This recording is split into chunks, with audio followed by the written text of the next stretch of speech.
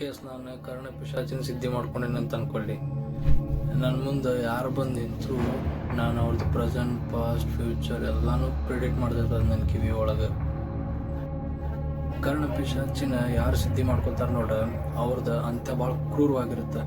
And ಅವ್ರ ಸಾಯೋಕ್ಕಿಂತ ಮುಂಚೇಶ್ವರನಾಗಿ ಮಾಡಿನ ಅವ್ರನ್ನ ಬಿಡೋದದ. ಒಂದು 15 ವರ್ಷದ ಹಿಂದೆ ಕೆಳಗಡೆ ನಡೆದಂಥ ನಿಜವಾದ ಘಟನೆ ಇದೆ. ಅದು ಒಂದು ಟಿಕೆಟ್ ಕಲೆಕ್ಟರ್ನ ಜೊತೆ ನಡೆದಿರುವಂಥ ಘಟನೆ ಇದೆ. ಟಿಕೆಟ್ ಕಲೆಕ್ಟರ್ಗೆ ಒಂದು ಚಿಕ್ಕದಾದ ಫ್ಯಾಮಿಲಿ ಇತ್ತು, ಗಂಡ, ಹೆಂಡತಿ ಮತ್ತು ಮಗ. ಬೈ ದ ವೇ ಟಿಕೆಟ್ ಕಲೆಕ್ಟರ್ನ ಹೆಸರು ರಾಜು ಅಂತ ಇಟ್ಕೊಳ್ರಿ. ಆಬ್ವಿಯಸ್ಲಿ ಇದೇನು ಒಂದು ನಿಜವಾದ ಹೆಸರಲ್ಲ. ರಾಜುಗೆ ಬರ್ತಾ ಇರೋ ಸಂಬಳ ಏನಿಲ್ಲ ಅಂದ್ರು ತಿಂಗಳ 35,000-40,000. ಆ್ಯಂಡ್ ಅವ್ನು ಅನ್ಕೊಂಡಿರೋಂಗ ಅವ್ನ ಫ್ಯಾಮ್ಲಿನ ಆ ಸಂಬಳ ಒಳಗೆ ಖುಷಿಯಾಗಿ ಇಡೋಕ್ಕಾಗ್ತಿರಂಗಿಲ್ಲ. ಆ ಒಂದು ದಿವಸ ಟ್ರೈನ್ ಒಳಗೆ ಟಿಕೆಟ್ ಚೆಕಿಂಗ್ ಮಾಡ್ತಿರ್ತಾನೆ. ಇನ್ನೇನೆಲ್ಲ ಮುಗಿತಾ ಬಂತಂತಂದು ಲಾಸ್ಟ್ ಹೋಗಿ ಒಂದು ಚೆಕ್ ಮಾಡೋಣಂತಂದು ಟೈಮ್ ಒಳಗೆ ಆ ಲಾಸ್ಟ್ ಸೀಟ್ ಒಳಗೆ ಒಬ್ಬ ಮಾಂತ್ರಿಕ ಕುಂತಿರ್ತಾನೆ. ಆ ಮಾಂತ್ರಿಕ ಇದ್ದಕ್ಕಿದ್ದಂಗೆ ಎದ್ದು ರಾಜುನ್ ಮೇಲೆ ಷಟ್ಕರ್ಮದ ಪ್ರಯೋಗನ ಮಾಡಿಬಿಡ್ತಾನೆ. ಷಟ್ಕರ್ಮ ಏನಪ್ಪ ಅಂದ್ರೆ ಎಲ್ಲ ಅಷ್ಟಕರ್ಮಗಳನ್ನ ಪ್ರಯೋಗನ ಒಬ್ಬನ ಮೇಲೆ ಮಾಡೋದು. ಆ್ಯಂಡ್ ಆ ಮಾಂತ್ರಿಕ ಹೇಳ್ತಾನೆ ರಾಜುಗೆ, ನೀ ನನ್ನ ಜೊತೆ ಬಾ, ನಿಂಗೆ ಏನಾರ ಒಂದು ಸಿದ್ಧಿ ಮಾಡಿಕೊಡ್ತೀನಂತಂತ. ಅದಾದ್ಮೇಲೆ ನೋಡ ನಿನ್ನ ಲೈಫ್ ನೋಡ ಹೆಂಗೆ ಚೇಂಜ್ ಆಗ್ತೈತಿ ಅಂತ. 13 ದಿನಗಳ ನಂತರ ಅವಂಗ ಕರ್ಣ ಪಿಶಾಚಿನ ಸಿದ್ಧಿ ಮಾಡಿಕೊಡ್ತಾನ ಮಾಂತ್ರಿಕ. ಆ 13 ದಿನಾನ ಕರ್ಣ ಪಿಶಾಚಿನ ಸಿದ್ಧಿ ಮಾಡ್ಕೊಳಕ ಅವನೇನೇನು ಪಾಡ್ಪಟ್ಟ ಅನ್ನೋದ ಈ ವಿಡಿಯೋ ಒಳಗೆ ಮುಂದೆ ಹೇಳ್ತೀನಿ. 13 ದಿನ ಕಳೆದ ಮನೆಗೆ ಹೋದ ನಂತರ ರಾಜು ಅವನ ಹೆಂಡತಿ ಕೈ ಒಳಗೆ 75,000 ಕೊಡ್ತಾನೆ. ಆ್ಯಂಡ್ ಅವನ ಹೆಂಡತಿ ಆಮೇಲೆ ಈ 75,000 ಎಲ್ಲಿಂತ ಬಂತಂದ ರಾಜು ಕೇಳ್ತಾನೆ.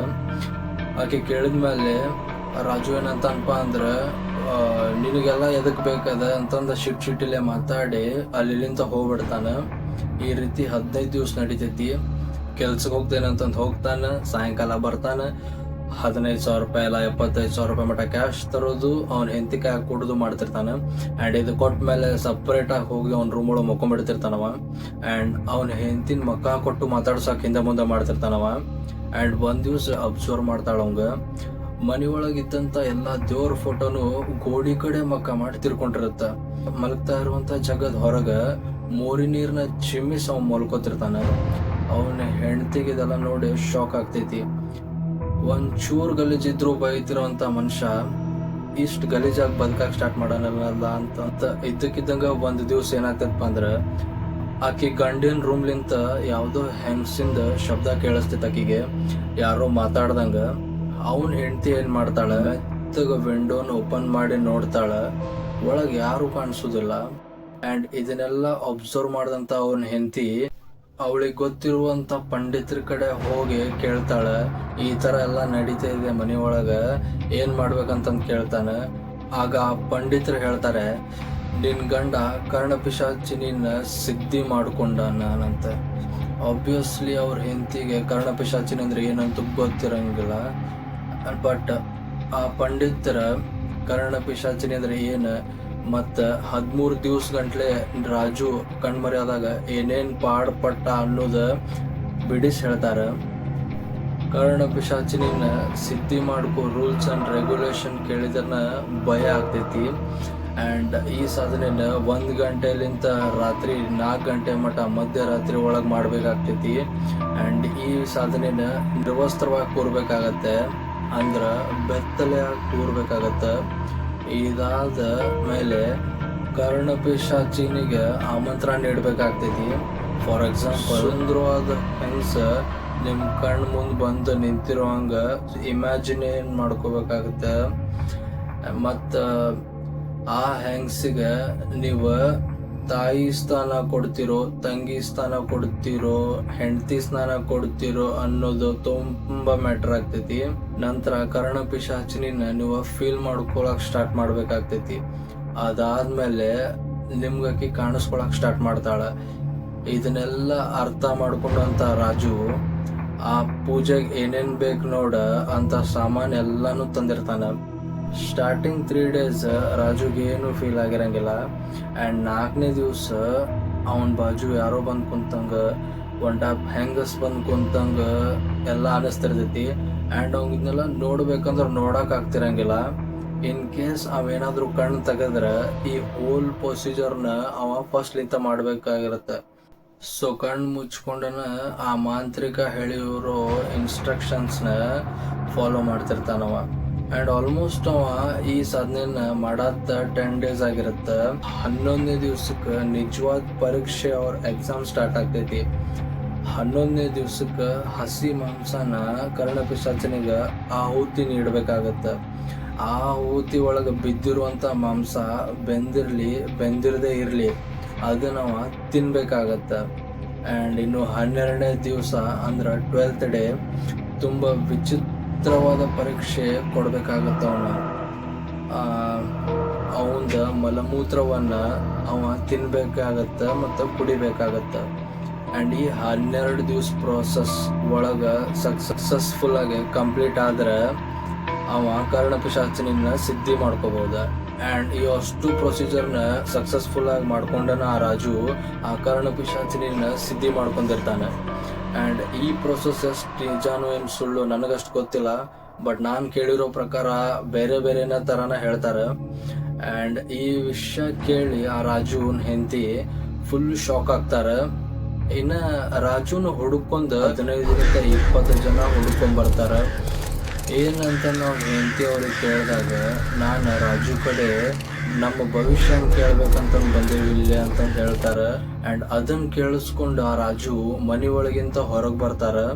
ಆ್ಯಂಡ್ ರಾಜು ಅವನ ಹೆಂಡತಿಗೆ ಹೇಳ್ತಾಳೆ ಅವ್ರೆಲ್ಲಾರನು ರೂಮ್ ಒಳಗೆ ಕುಂದರ್ಸಂತಂದು. ಆ್ಯಂಡ್ ಅವ್ರು ಬಂದಿರುವಂಥ ಜನ ಎಲ್ಲರೂ ರಾಜು ಕಡೆ ಹೋಗಿ ಕೇಳ್ತಾರೆ, ನಾವು ನಮ್ದು ಎಲ್ಲ ಪ್ರಾಬ್ಲಮ್ಸ್ ನಿಮ್ಮ ಕಡೆ ಕೇಳ್ಬೇಕಂತಂದು ಬಂದೆವು, ಮುಂದೆ ಏನಾಗ್ತೈತೆ ಅಂತಂದು ಹೇಳ್ತಾರೆ. ಆ್ಯಂಡ್ ಅವಾಗ ರಾಜು ಅವ್ರದ್ದೆಲ್ಲ ಪ್ರಾಬ್ಲಮ್ಸನ್ನು ಕ್ಲೀನಾಗಿ ಆ್ಯಂಡ್ ಕ್ಲಿಯರಾಗಿ ಪೂರ ಪರ್ಫೆಕ್ಟಾಗಿ ಅವ್ರ ಮುಂದೆ ಹೇಳ್ತಾರೆ. ಆ್ಯಂಡ್ ಒಬ್ಬಂಗೆ ಆ ರಾಜು ನಿಂದ ಮುಂದಿನ ಬರುವುದಂಥ ದಿನಗಳಲ್ಲಿ ನಿನ್ನ ಹೆಂಡತಿ ತೀರ್ಕೋತಾಳಂತಂದು ಕರೆಕ್ಟಾಗಿ ಪ್ರಿಡಿಕ್ಟ್ ಮಾಡಿ ಹೇಳ್ತಾರ ಅವಂಗ. ಆ್ಯಂಡ್ ಅವನ ಸಾವನ್ ಕೂಡ ಪ್ರಿಡಿಕ್ಟ್ ಮಾಡ್ತಾ ಇದ್ದಾನಂದ್ರೆ ಅವಂಗ ಕರ್ಣಪಿಶಾಚಿನಿ ಅವಂಗ ಯಾವ ರೀತಿ ಒಳಗ ಸಿದ್ಧಿ ಆಗಿರ್ಬೋದಂತ ನೀವನ ಅರ್ಥ ಮಾಡ್ಕೊಳ್ರಿ. ಇದೇ ರೀತಿ ಅವ ಪರ್ಫೆಕ್ಟ್ ಆಗಿ ಎಲ್ಲಾರ್ಗು ಭವಿಷ್ಯ ಹೇಳ್ಕೊಂಡ ಆ ಜಾಗದೊಳಗ ಸ್ವಲ್ಪ ಫೇಮಸ್ ಆಗ್ತಾನೆ. ಆ್ಯಂಡ್ ಅವಂಗ ಜನ ಕೂಡ ಗುರೂಜಿಯನ್ನು ಪಟ್ಟ ಕೊಡ್ತಾರ. ಈ ವಯ್ಯ ಕೊಡ್ತಾ ಇರೋ ಎಲ್ಲ ಸೊಲ್ಯೂಷನ್ಗಳು ತುಂಬ ಪರ್ಫೆಕ್ಟ್ ಆಗಿರುತ್ತೆ. ಯಾಕಂದ್ರೆ ಕರ್ಣಪಿಶಾಚಿನಿ ಅವನ ಕಿವಿ ಹತ್ರ ಬಂದು ಎಲ್ಲಾನು ಪ್ರಿಡಿಕ್ಟ್ ಮಾಡ್ತಾ ಇರ್ತೈತಿ ಎಲ್ಲ ವಿಷಯಗಳನ್ನ. ಹಂಗ ಒಂದ್ ದಿವ್ಸ ಏನಾಗ್ತೈತಪ್ಪ ಅಂದ್ರೆ ಶ್ರೀನಿವಾಸನ್ ಮಗ ತುಂಬಾ ಆರಾಮ್ ತಪ್ತಾನೆ. ಆಗ ಶ್ರೀನಿವಾಸ್ ಅವ್ರ ಹೆಂಡತಿ ಅವ್ರ ಮುಂದೆ ಹೋಗಿ ಹೇಳಿದಾಗ ಅವಾಗ ಶ್ರೀನಿವಾಸ್ ಅವಂಗೂ ನನಗೂ ಏನು ಸಂಬಂಧ ಇಲ್ಲ ಅಂತಂದ ಅವನ ಹೆಂಡತಿ ಮುಂದೆ ಹಿಂಗೆ ಹೇಳ್ತಾನೆ, ನಿನ್ ಮಗ ಜಾಸ್ತಿ ದಿನ ಬದುಕಂಗಿಲ್ಲ, ಅವನ ಬಗ್ಗೆ ಜಾಸ್ತಿ ಯೋಚನೆ ಮಾಡಬೇಡ ಅಂತಂತ ಹೇಳಿ ಅಲ್ಲಿಂದ ಹೋಗ್ಬಿಡ್ತಾನ. ಅವನಿಗೆ ರೊಕ್ಕದ ಮೇಲೆ ಎಷ್ಟು ಮೋಹ ಹೆಚ್ಚಾಗಿರ್ತೈತಪ್ಪ ಅಂದ್ರೆ ಬರೋರ ಹತ್ರ ಬರೇ ರೊಕ್ಕ ಅಂತಂದ್ ಬರೀ ಒಂದು ಪ್ರಶ್ನೆಗೆ ಏನಿಲ್ಲ ಅಂದ್ರೆ ಒಂದು 25,000-35,000 ರೂಪಾಯಿ ಚಾರ್ಜ್ ಮಾಡ್ತಿರ್ತಾನೆ. ಮತ್ತ ಅವನನ್ನ ದೇವರನ್ನ ಫೀಲಿಗೆ ಅವ ಹೊರಟೋಗ್ಬಿಟ್ಟಿರ್ತಾನೆ. ಒಂದು ದಿವಸ ಅಚಾನಕವಾಗಿ ವಿಚಿತ್ರ ಘಟನೆ ನಡೀತೈತಿ. ಅವನ ಹತ್ರ ಯಾರ್ಯಾರ ಪ್ರಶ್ನೆ ಕೇಳಕ್ ಬಂದಿರ್ತಾರ ನೋಡ, ಅವ್ರಿಗೆಲ್ಲಾರ್ಗು ಅವ ತಪ್ಪ ಉತ್ತರಗಳನ್ನ ಕೊಡ್ತಾ ಇರ್ತಾನ.